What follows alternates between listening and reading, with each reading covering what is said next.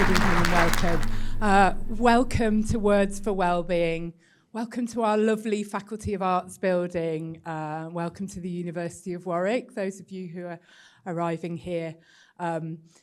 Drawn by this fantastic event that Catherine Louch and her team have put on. I'm Professor Helen Wheatley. I'm Academic Director of the University of Warwick's Institute of Engagement, and it's my great pleasure to open this event. I'm not going to say too much. You'll be pleased to hear, because we want to hear from others who are going to talk about their research and who are going to share some of their words with us. Words, of course, are absolutely central to our lives in song, in communication, in critique, in celebration, and in well-being. Words are the things that connect us, that can make us feel better or worse sometimes, and engaging with the arts and literature as a kind of conduit to well-being is going to be the topic of this evening's event, and it's what Catherine and all of her collaborators have been exploring here in the Faculty of Arts building today. This project was funded by the National Centre for Research Culture, which was founded here at the University of Warwick, and funding really innovative and exciting projects here at the university that explore what it means to be a university and how it is to work as a researcher here. It was developed as a collaboration with the Coventry poet John Bernard, and it's hoped to be a pilot scheme, so Catherine and the business partnerships team are hoping to secure further funding to develop further Words for Wellbeing events and celebrations, as well as a toolkit for schools, for community groups and organisations, for businesses to really understand how the research here at the University of Warwick and the work of poets, writers, and of various kinds can be used to enable community and business well-being. There's a real potential, we feel, to support workplace well-being through the exploration of the arts and literature. And that's obviously really important here in the Faculty of Arts building and for the arts and humanities, but much more widely within the university. There's huge potential to make research in the Faculty of Arts impactful, but also to collaborate across disciplines. It's really brilliant to see researchers from the writing programme being brought together with folks interested in public health from the medical school, for example. If you've been inspired by today's events, either as an academic or somebody who's joining us from organisations outside of the university and businesses around the Midlands and beyond, please do reach out either to Catherine or to Rachel. Say hello, Rachel. Either at the event today or afterwards by email. So I'll come back and say some thank yous right at the end of the session today, but I just want to say congratulations to the Business Partnerships team for an exciting event and declare today's event open. I'm handing over to my wonderful colleague, Kerry Kerwin. Cheers, Helen. Thank you. Hi, everyone. My name's Kerry Cohen. I'm Professor in Manufacturing over in Warwick Manufacturing Group, and I'm also Deputy Pro-Vice Chancellor of Research. So I've got the enviable task of trying to keep us to time, and I'm failing already, as somebody's just pointed out. Thank you. I'm not going to talk for too long, so I'm just going to introduce our first speaker and speakers as Dragon and Quinn Collins, who are part of the writing school here, the writing programme here, and they've come down from the second floor. So we're starting very close to home, and Dragan will tell us all about the programme, and then Quinn is going to give a little talk, I believe. Brilliant. There's a microphone. Thank you.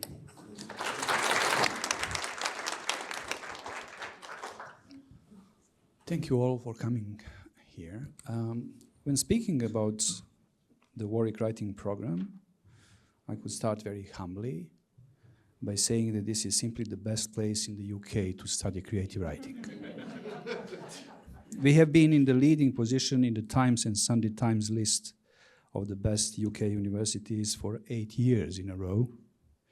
And a couple of months ago, we found ourselves in the leading position in the Complete University Guide, in the subject leading table for 2025. But the awards of any kind can be misleading, and so we can start talking about the success of our students, and we can say that if you take into account only the students who come out of the poetry module led by the incredible Professor David Morley, they have produced more than 20 books of poetry in the last 8 years, several of which have won major poetry awards. To this, we could add the number of our students who have gone on to become important editors, agents, publishers, professionals in publishing industry. But enough about us. Why do we write? When we take up pen and paper, when we sit at the keyboard, when we start dictating to our ever smarter computers, what is it that we are really doing? Is it a simple case of communication, a report of the avant-garde who had traveled ahead, seen something, and now comes back to report to help his people survive? I believe what we are returning to report today is the emotion. There are no written words that don't touch you. There are no narratives that leave you without any emotion. We are made of memories. Memories are made of narratives. Narratives are the rooms where emotion lives. This is hardly a discovery. In ancient Egypt, poetry written on papyrus was cooked and given as a medicine to cure both the mind and the body. The research done in several British universities has shown that daily reading of poetry will improve your health by affecting your parasympathetic nervous system, which controls breathing, heart rate, and other important functions of the body. Interestingly enough, this benefit is missing when poetry is read quietly. For a long time, poetry had been written in our minds, made to be spoken, passed on through oral tradition. We have abandoned that, and we need to go back to reading aloud. It is one of the best simple things that we can do for ourselves. We who are teaching creative writing know this very well. Creative writing cures. It is not a simple process. It doesn't happen after several pages have been written or read. It is happening over time, over pages, through the effort deposited into this process. But it does happen. We live in times of over-diagnostication. But the truth is, everybody has something. Everybody has something. Be it a long, dark shadow in the back of our mind that we dare never to speak about, or a small, sweet demon sitting on our shoulder telling us to finish once and for all that piece of chocolate. There is a weapon for every demon. Be loud. Read aloud. Thank you.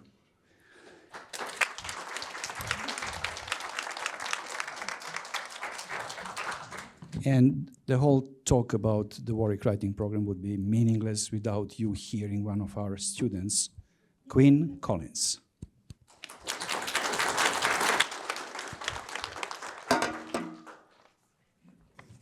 Hi, thank you, Dragon, for the introduction. Hi, I've had the immense pleasure of being a student on the Writing MA over the past year. It's been amazing, to be honest, really inspiring, informative, and I think crucially it's helped me find a voice for what I have to say about mental health. For me, the primary purpose of writing is self-expression, and it can't be overstated how important the MA has been for that for me, and I'm pretty sure my peers feel the same way. So yeah, with that in mind, I'm going to read my prose poem, Google Searches on a Normal Thursday, which I wrote, I won't spoil it. Google Searches on a Normal Thursday. Person, noun, a human being regarded as an individual. My birthday is April 23rd. I was born to my mother Halla and my father Ian. My favorite colors are purple because it's pretty, and green because it's natural, and I am a servant of empathy and healing. Ality, suffix, with the sense of or relating to that which is denoted by the first element. Musicality means to have musical talent. Vitality means having lots of life. Sometimes it is not only a suffix, but more than what it adds on to, more than, say, person. Dis, prefix, deprived of, to do the opposite of. There are many negative words to choose from here. Dissociate, distort, disturb, disproportionate. All of these things lie in wait for me while they decide what the next word will be in this disadventure. Order, noun, a state in which everything is in its correct or appropriate place. Correct and appropriate have only ever been aspirational for me. I do need them, but more than that, I want them. So, from that, I have gathered this.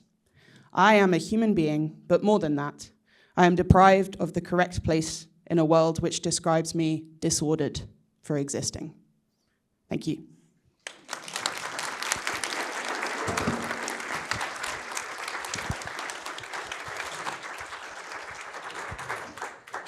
Brilliant, thank you.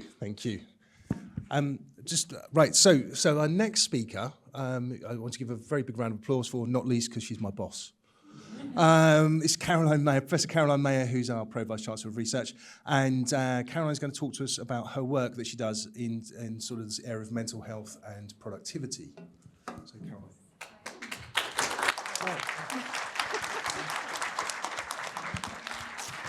Wow, what an amazing start. That was incredible. Thank you so much. It was really, really interesting. Now for something completely different.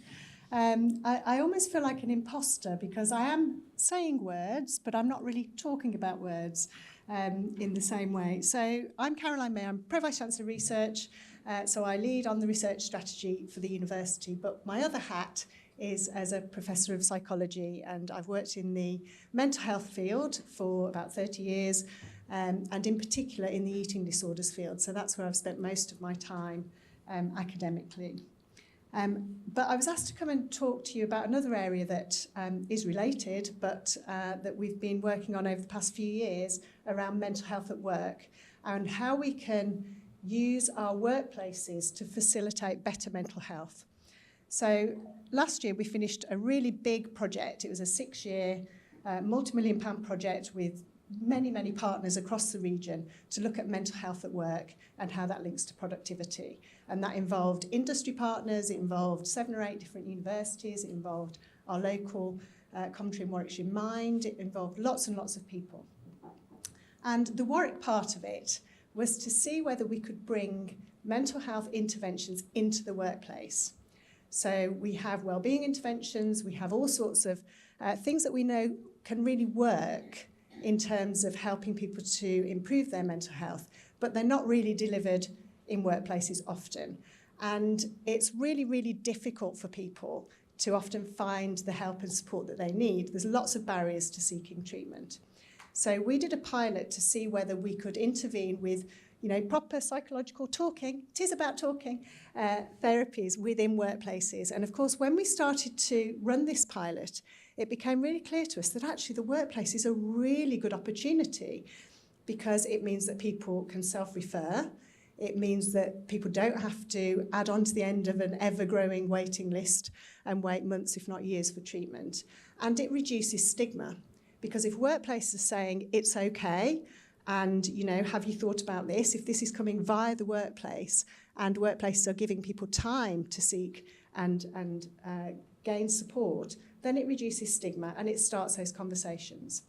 So we did some pilots, and they were only pilots, but what we found was that by bringing interventions into the workplace, and these were often digital with some therapy interventions, so direct therapy support as well, we could reduce insomnia, we could improve mood, so anxiety and depression, and we could reduce eating disorder psychopathology. So we're now taking some of that work forward to roll it out and see whether we can do some bigger trials.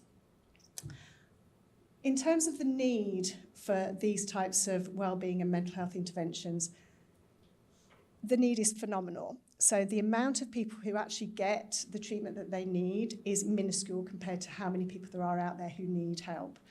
And if we think about our community here at Warwick, actually our students are presenting, each year we get more and more people presenting with challenges around their mental health and wellbeing. You know, we've got an increase in diagnosis of things like ADHD and autistic spectrum disorders, as well as lots of other things. So the need is getting greater and greater. And of course, those students, some of them are going to be our workforce of the future. So they'll be our future academics, they'll be our, researchers and lecturers, etc. And what's even more worrying is the recent work we've been doing to look at prevalence of mental health conditions within schools. So we've, again, just done quite a small pilot. It was only a few hundred children in secondary schools around the region, around Coventry and Warwickshire. And we found, and this was specifically around eating disorders, we found that over 30% of children in high school were scoring above the clinical cutoff for an eating disorder. And that included 24% of boys, which, pre-pandemic, we wouldn't have been seeing those sorts of levels, and over 30% in girls. So those people are going to be our future students, who are then going to be our future workforce, potentially. So we really need more interventions.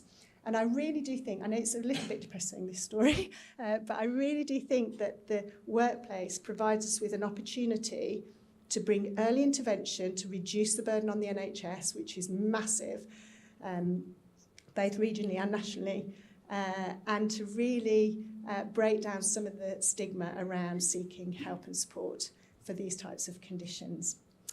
And then the very last thing I wanted to say was, Helen already mentioned our National Centre for Research Culture. And one of the things we've been doing there is looking at our ECR, our early career researcher population, and really trying to understand the wellbeing needs of that group. ECRs are in a really interesting phase of their careers. So for some, it's the most exciting time because they're doing their PhD or they've just got their first postdoc. But for others, there's a lot of uncertainty. It's a period of transition. Not only are they trying to figure out where they're going to be for their next post or their next role, they're also thinking, where do I want to live? When can I settle down? So there's all the life stuff going on as well as the career stuff. So we're doing some work to really try to understand what the challenges are that are specific to that group. They're not really students, even, PhD students. I didn't feel like a student when I was a PhD student. I felt like a member of staff, but I was not a full member of staff either. And even for postdocs, the same applies. So really trying to understand what the needs of that group are, and then look at how we can intervene to make their experience better. Anyway, that's all I kind of wanted to say, but there's lots going on, and particularly in terms of the research culture side of things, please do engage with what we're doing for those of you at Warwick. That's it, thank you.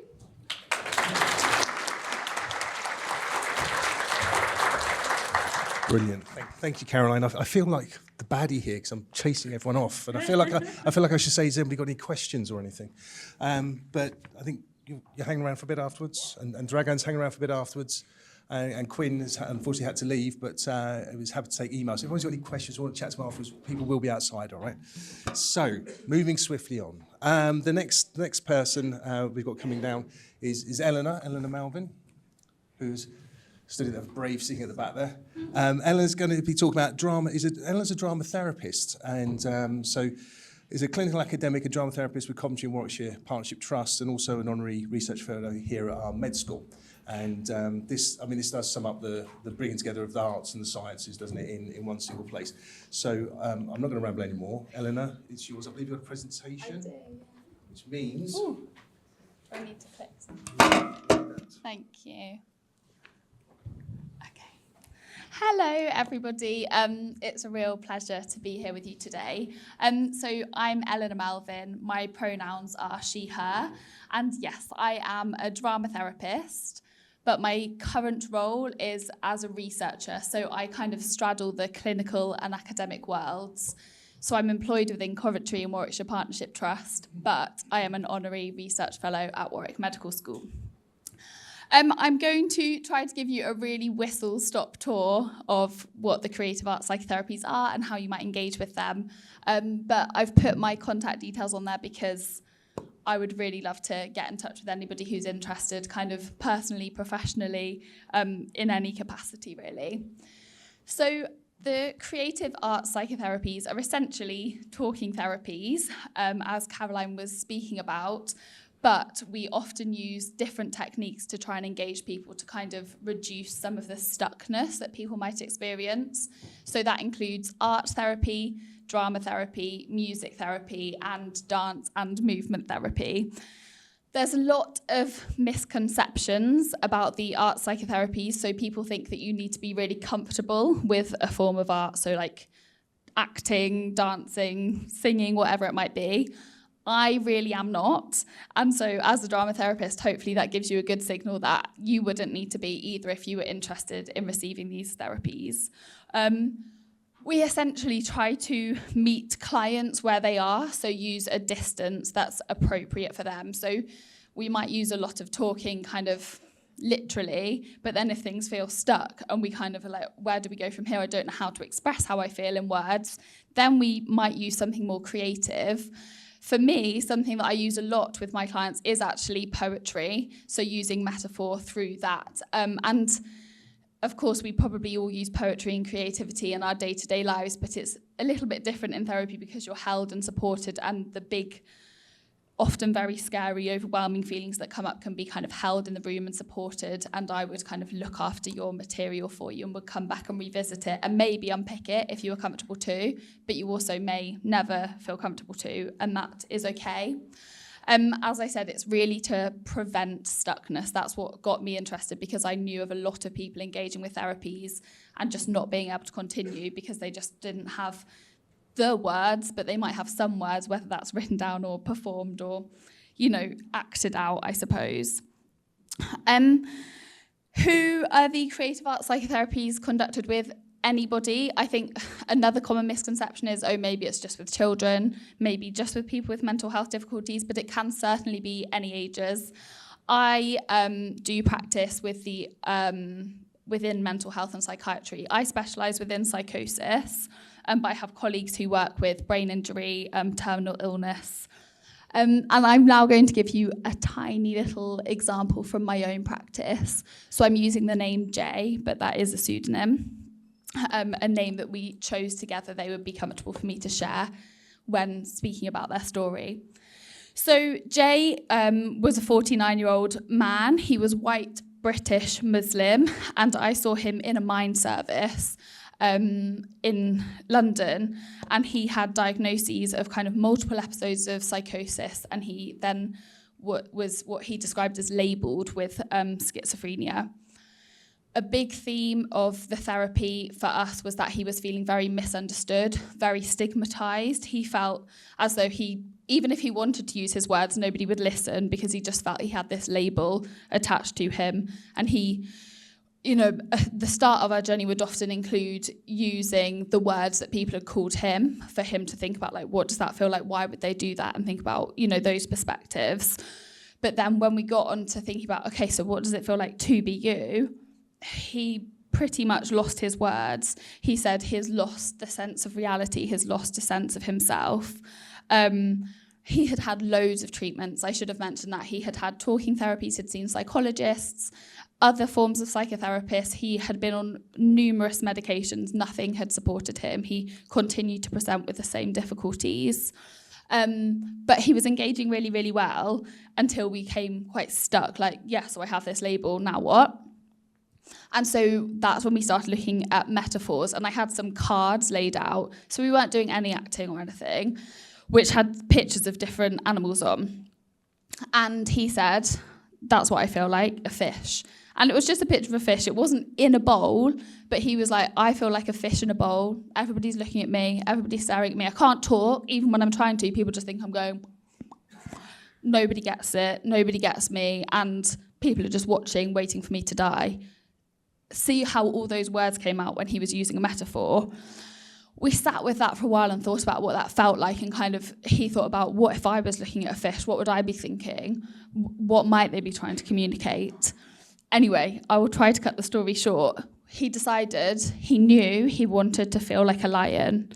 He knew that he wanted to feel big and brave. Maybe he would be cuddly if people were nice to him and he wanted to cuddle them, but if not, he was strong and he was brave and he didn't want people to come near him. So then our journey together was thinking about how the fish could become a lion.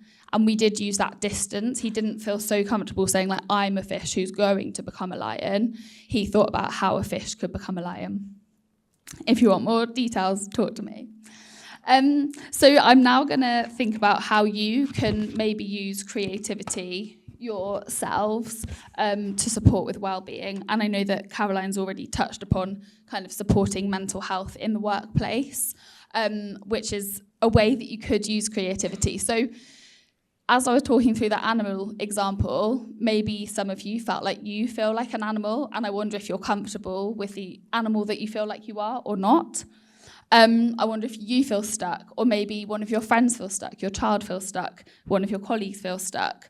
I wonder if you could use creativity with them to try and challenge that stuckness. You know, you're not using words, but you're using words differently, and you're supporting to move forwards. And it might even be your team. We feel like a herd of this. What would we like to feel like a herd of? Doesn't have to be animals, could be colours, could be anything. And personally, you may be thinking, what could I do for myself? And there's loads and loads of resources out there. So if you Google creative arts psychotherapies self-resources, they might come up. I would say email me, because I can send you really good ones. But I think a couple of people that I've just chatted to really briefly today already, and the story of my life, a lot of people don't understand or know about the creative arts psychotherapies. We are employed within the NHS in loads of different services. I guess our research is recognised at Warwick. I am researching as part of Warwick, but there's a lot of misunderstanding, and actually this is partly because our evidence base is really, really poor. And so my current role is trying to build that evidence base, trying to up our profile, I suppose. And for me, one part of that is looking at the papers that are out there, the publications we can access, but it's also really, really informed by patients and the public. And so what I do is I try to conduct a lot of conversations, usually very informal, sometimes focus groups, with people who have received creative arts psychotherapies for me, their mental health, but I have colleagues who are looking into learning disability, brain injury, etc. I'm thinking about, like, what has worked for you? If we're going to build this evidence base, where should we be looking? Which I think, well, I hope is quite innovative, because we're starting at this stage where other areas of research are better developed, better understood, but not using patient and public involvement and engagement. I'm hoping that we can kind of meet them more where they are by using the patient and public involvement engagement. And if you have had experience of this and you feel you would like your opinion to be shared, on the next slide, I'll put it on now, are my contact details, and I would love to hear from you. And if there's somewhere where you do feel stuck, where you do feel like, oh, it would be really helpful to think about how we could maybe have a creative arts psychotherapist in our service, you know, how we could buy some in through social care, etc., or how we could use it without having a therapist ourselves, but using the creativity, I really am so happy for anybody to get in touch. And I know there's no time for questions, but I hope to hear from some of you. Thank you.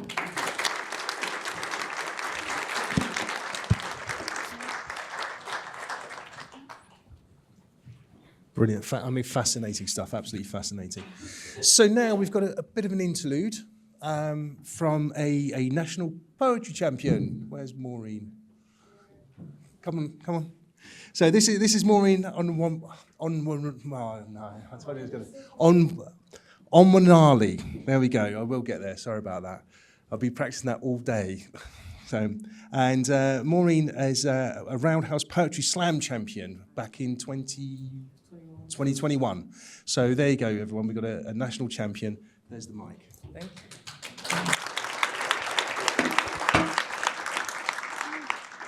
Sorry. Hi, guys. I'm just going to go into it. I want to do 2 poems, if that's okay. Yeah, all right. So, let me take this off so I can't see. Okay, the first poem is called Puffer Jacket Poetry, and it's dedicated to one of my male friends. His name is Eben, and he said that this was the first time that he actually thought that poetry was for him, because very rarely does anyone ask, the black boy about his mental health. So this poem is for him. Okay. Puffer Jacket Poetry. You see, the man them don't cry enough. Feel sad but don't ask why enough, because it's never that deep until it's slow replies and stuff. See, this that puffer jacket poetry. For all the ones that can't go to sleep without asking why aren't I enough. Man at the house but feel like a stranger in your home.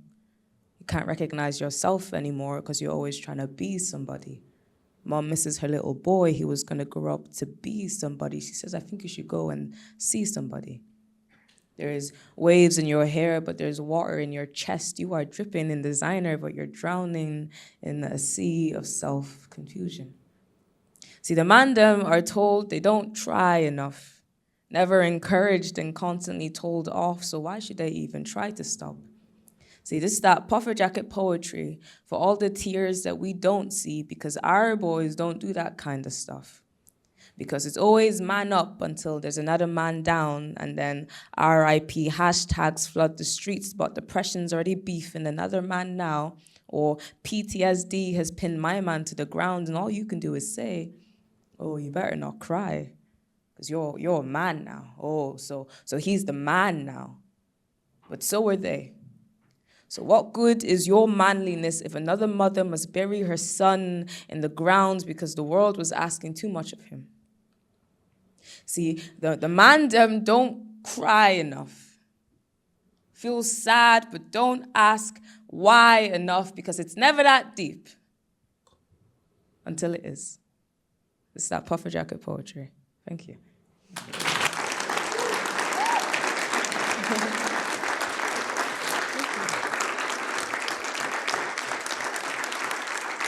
Okay, thank you. Sorry, I didn't schedule in time for clapping, so. The second one is titled The Good Life, and it's just about, when people are like, oh, I can't wait for the weekend, and they completely just ignore the Monday to Thursday, and it's like we're spending the rest of our lives chasing for the weekend, and like time's passing, and it's just about appreciating what's in front of you, I guess. So this is The Good Life. Okay. The Good Life. Pay attention. Did you see us? Someone right now is loading the boot of a car with the last 18 years of their childhood cardboard boxed up and ready to collect dust in a world that will tobacco chew you up and spit you out. But they will smile nevertheless as they start the first day of the rest of their lives. On the next street over, there are training wheels preparing for rust in a garage, whilst a son is being held in the bubble-wrap arms of a father, teaching him how to ride his first bike. And suddenly, everyone else is merely the background characters of someone else's core memory, framed up on the mantelpiece for the next 18 years to come. Did you see us? Pay attention. Monday morning, the sun will drag itself out of bed to get up before you and greet you at your window. You will wipe the weekend crust clean from your eyes and sigh. Don't let the sun's efforts go in vain. Be grateful. Later, the stars will throw itself splashed paint onto black canvas. The moon will whiten its teeth for you. The mailman will use all 13 muscles it takes to smile. Smile back. 40 miles away, your mother will sleep next to her phone on the off chance that your night terrors make a 15-year comeback. You won't call, but she'll be ready just in case. Pay attention.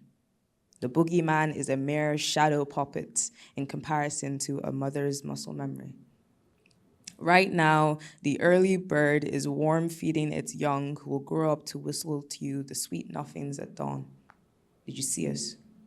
There is a choir being silenced by the white noise nothingness of your noise-canceling headphones. Pay attention. On the overcrowded train, you will spot two strangers that are one awkward hello away from a happily ever after. 5 years later, those same shoulders will brush against one another at the wedding reception of their dreams. And suddenly, everyone else on this Avanti is merely the background characters of someone else's core memory. Did you see us? The good life. Are you paying attention? This is the good life. Look, 2 feet away from your bed, in the second drawer of your nightstand, is the heart that was given to you by your lover.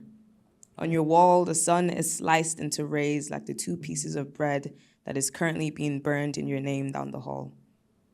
Love has found you again, and you didn't even realize. This is the good life. It is all around you, always. If you just squint your eyes and tilt your head long enough, you will find the scattered dust of every shooting star that you once wished upon. If you unplug your headphones and remove just enough earwax, you will hear every adolescent wish you once whispered into floating dandelions. This is the good life. Pay attention. Thank you so much. Thank you.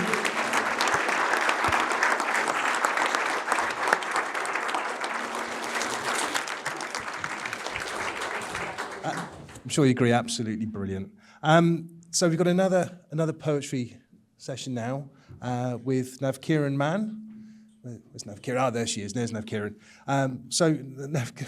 So this literally is hot off the press, isn't it? You were saying to me beforehand, you've how many today? 11? I've written 10 poems. 10 poems today, just from being around the place, which, yeah, my mind went. And we're going to get one of them now. But now you're going to introduce yourself a bit further and then give us your poem. This is not fair. How am I supposed to follow Maureen? I should have been on first, and then you could. I don't know how I can deal with this, but that was absolutely amazing. Brilliant. I've had a wonderful day today. I've been here since 8 o'clock this morning. I ran a little poetry station called Poetry on Pause, so people could come, sit and chat with me, and then I'd write them a poem based on anything they want to talk about, self-care, rest, play. And it's been really amazing. So as I said, 10 people stopped and chatted to me today from every background, every age range, nurses. We had some staff here from the NHS. That was interesting. We've had some students, we had some staff members. But I think the one thing that people said the most today, that it's been really nice to take time out today to just pause and sit and chat and connect. So I think the poem today just reflects on the vibe today, which has been lovely. A little bit about myself. I've been writing since I was about 5, so young age. And I've had some great opportunities, especially here at Warwick University, worked with Helen quite closely. We did a brilliant project last year with Coventry University and Helen looking at archive footage, which involved working with Public and a care home. And then there was a live performance with a live jazz band, mixed footage, and a 45-minute poem by me. Today's poem won't be 45 minutes, so don't worry. I work closely with Gemma and Doreen at the Arts Centre and run workshops and work with them quite closely. I was very fortunate to work with the Commonwealth Games, and I got to go to Dubai and perform over there, which was absolutely amazing. So, yeah, I'm really thankful for the opportunity and the power of words and how it makes people feel, and it makes people feel listened to and heard.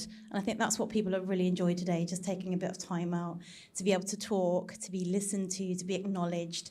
So that's been one of the highlights. So this poem is a reflection of today. And I just want to say thank you to Catherine and Rachel and all your team. You've done a brilliant job today. They have been working hard since dawn, and it's been fantastic. So well done.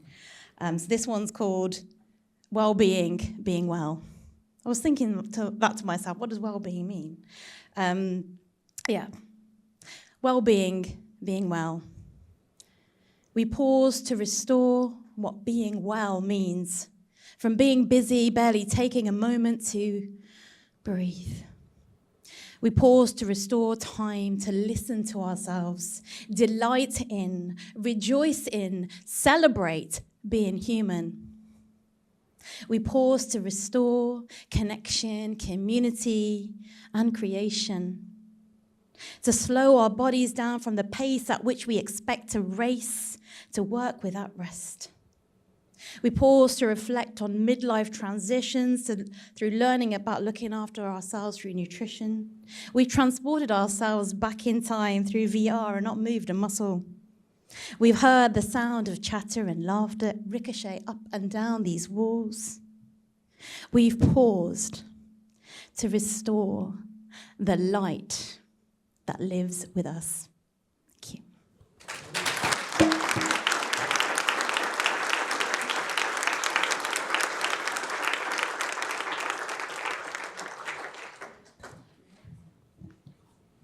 There's too many microphones on here. Brilliant, thank you. Right, so that then brings us on to what should be the last poet of the evening, who is John Bernard. Is John? Right, come down, John, please.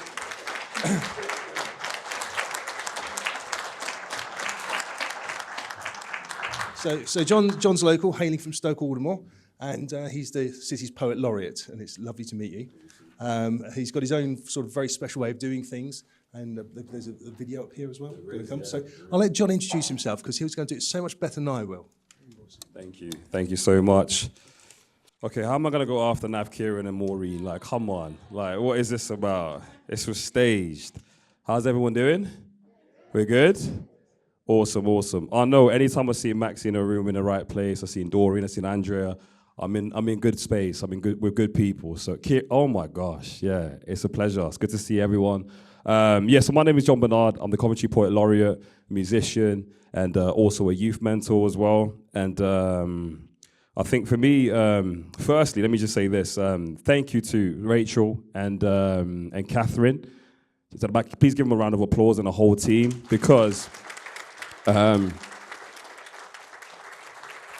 when Catherine reached out to me about this idea, and I don't know if they remember this, and we had this team talk, and I was just beaming, my gap tooth was just out, I was just smiling, I was like, yes, this is it, I want to be a part of this, because I'm a big believer of how powerful words are, and I'm a big believer how using words and understanding the power of words can change the trajectory of your life and just your well-being just in general. And when Catherine and Rachel pitched me the idea and the vision that they had, I was like, yes, this is exactly it. This is exactly what I'd love to be a part of, I'd love to see. And we were able to create something really amazing, something very, very special. I want to really give a huge shout out to Richard Wood, man. Like, he brought the visuals. Please give him a round of applause. Yeah, 100%. Because I'm going to introduce the video anyways, but I wanted to give the Thanksgivings first, because without, obviously, Richard bringing a drone out, as we're going to see a drone as well, and just having that creative vision for the poem that I'd written was fantastic. Eleanor Bewley as well, who helped direct the video. Please give her a round of applause. You know, amazing. And I think what you're all about to witness is literally just a testament to teamwork, and how people coming together for a collective vision can produce something really, really amazing. I hope you like it, because I liked it. Hey, so Amani's here as well, Youth Poet Laureate. Please give a round of applause. I'm just seeing people and I'm like, hi, yeah. Doreen's here as well. Yeah. But so I'm just going to introduce the video. So this is the spoken word that we did called You Choosing You. I hope you enjoy it. I'm going to place myself here. Yep.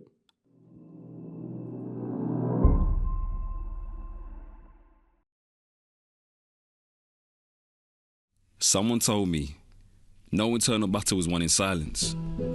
Sometimes you have to speak your mind to save it. We know that life has its phases, and the only thing set in stone is the mortality we've been engraved with. Life is a free-verse poem, written not to fit a form, but to form words that unify, humanize and universalize our love for being. Each name a verse, each voice a refrain, memorable. Heaven knows of a world where laughter doesn't hide a suffering mind, where a smile is supported by a peaceful light. In this world, a pen is all you need to fight. And you won't need any encouragement to write. You write about how today made you feel, how sharing your pain has brought you closer to being healed. You write about the stranger who asked you about where you got your jacket from, Laughing because your friend said you couldn't pull it off, so you bought a matching bag just to match it for him. You will sketch a moment that caught your eye, while thinking of the hug that made you feel fortified. In this ideal world, the bad days will push you to write more. Plus, sadness is a way to refine the soul, and the page is a canvas to throw all your painted thoughts. You will draw from the well of your being, for the sake of your well-being. You will man up by acknowledging your emotions. Big boys do cry, and it's okay to document the journey of your tears.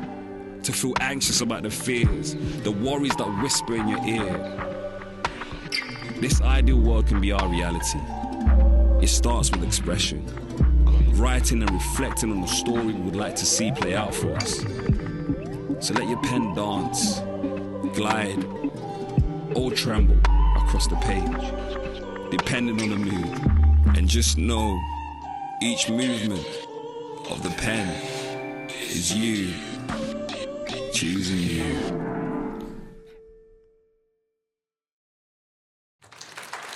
Thank you.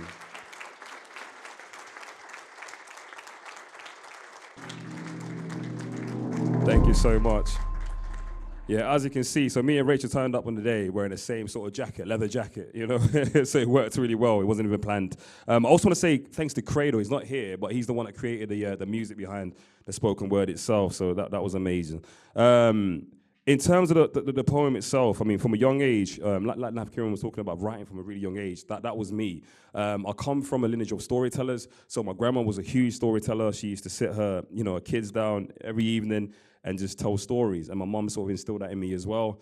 And I lost my mum at a young age, went through foster care, and the very thing that was something fun to do became therapy, and I needed to do it. I needed to write, I needed to get my thoughts down, and it really shaped me.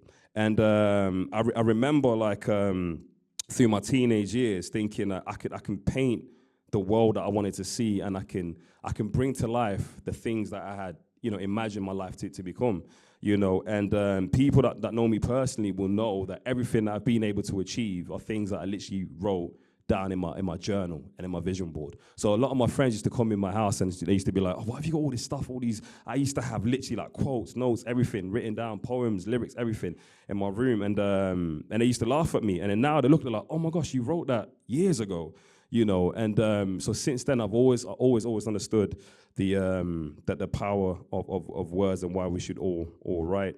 And I think for me, when I wrote You Choosing You, it was a reminder of, I guess sometimes as a creative, you're pouring out your emotions, you're pouring out you in most situations when we're performing, when you're doing some facilitations, creative writing, whatever it is, you're pouring out. And what we forget to do sometimes is we get to this place of emptiness where we've given out stuff, and it's a reminder for us to kind of go back and look after our own well-being, go back to writing, going back to that process of reading more. Who am I? Where am I? What do I need to do? What have I achieved? What am I grateful for?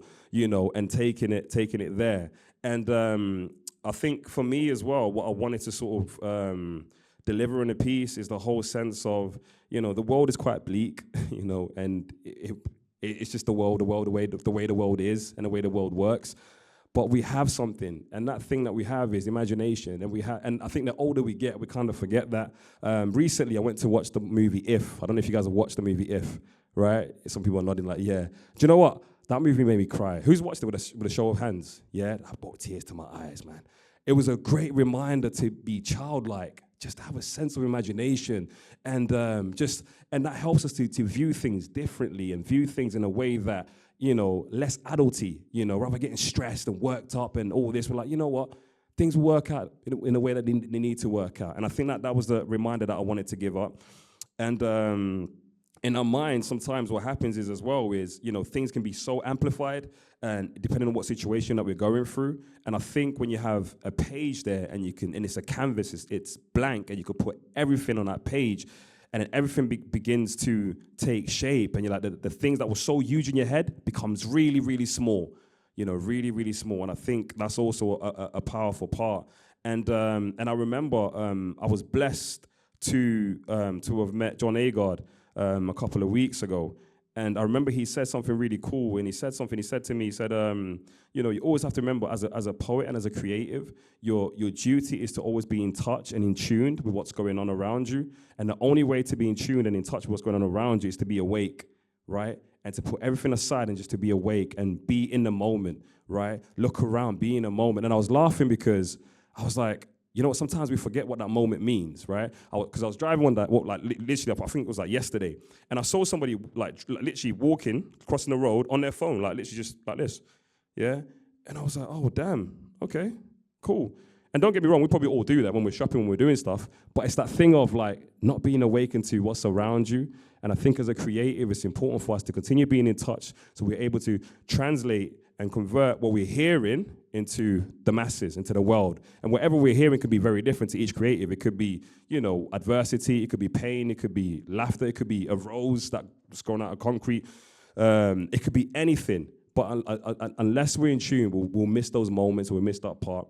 And that was it for me. And just to remind you all that you're all powerful and words are powerful. You know, we build our futures with words. So whatever word we're speaking out, whatever words we're writing down, we build our futures with those words. So be very mindful. And I'm just going to leave you with this. I spoke to, I was at school and a young person came up to me and said, John, why do you focus so much on young people? Why do you like focus all your whole work on just like working with young people and then pushing them and whatever it was? And I didn't really think of the answer. Like the answer just came like naturally and instinctively. And I said to her, in order to affect the fruit, you have to impact the seed, right? And many of us are in situations where we can impact the seed with the people that we meet and the young people that we come across, right? So it's like, how are we doing that? And I said to her, there's so many people in your lives that are going to play a different type of role, right? Some people are going to be pruners, some people are going to be pouring water into you, your mentors, and some people are going to be weeds and thorns that are going to suffocate you, but they're going to grow right beside you, right? It's up to you to differentiate between who is who. And I said to her, so that's my duty. And in this room, there are many people who are able to affect the seed, right? And I just want to encourage you all in the amazing work that you're doing to continue affecting the seed, because the impact will be seen in the fruit for the next generations to come. So thank you so much, everyone, and thank you so much for your time. I appreciate you all. Sorry if I took so long as well. Appreciate it.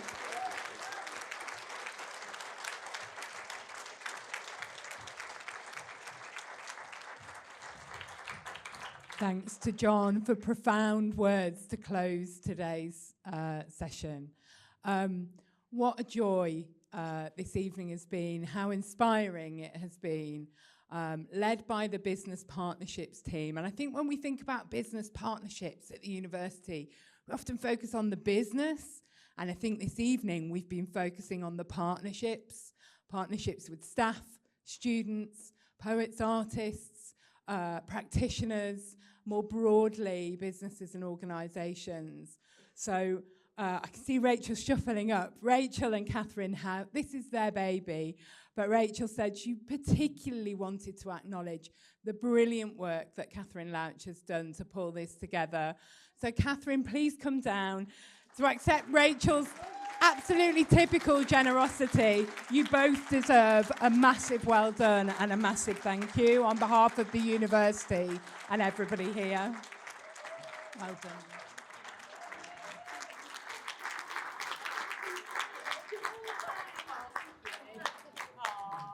Thank you everyone for coming. It's been brilliant. Honestly. Oh, thank you. These are lovely. I didn't expect this. Honestly, this has been, you know, as we say, like we kind of feel like we've given birth to a baby together. It was the wedding today, wasn't it? Yeah, it was like, was it a wedding? Are we giving birth? So this has been, you know, Catherine is just inspirational and pulled all this together. And, you know, some of you who were here for the day today, you know, it's been an amazing and emotional day. So Rachel, I couldn't have done it without you. And honestly, it's and a team effort. Seriously, I have to say I've learned so much and I've loved this. So and this is a pilot, so it's gonna happen. So we welcome your feedback and evaluations. There is a QR code outside. Please fill in our evaluations because we want to do more. Because I do love working with you. Yeah, likewise. Thank you, Rachel. Thanks everyone. Thanks both of you.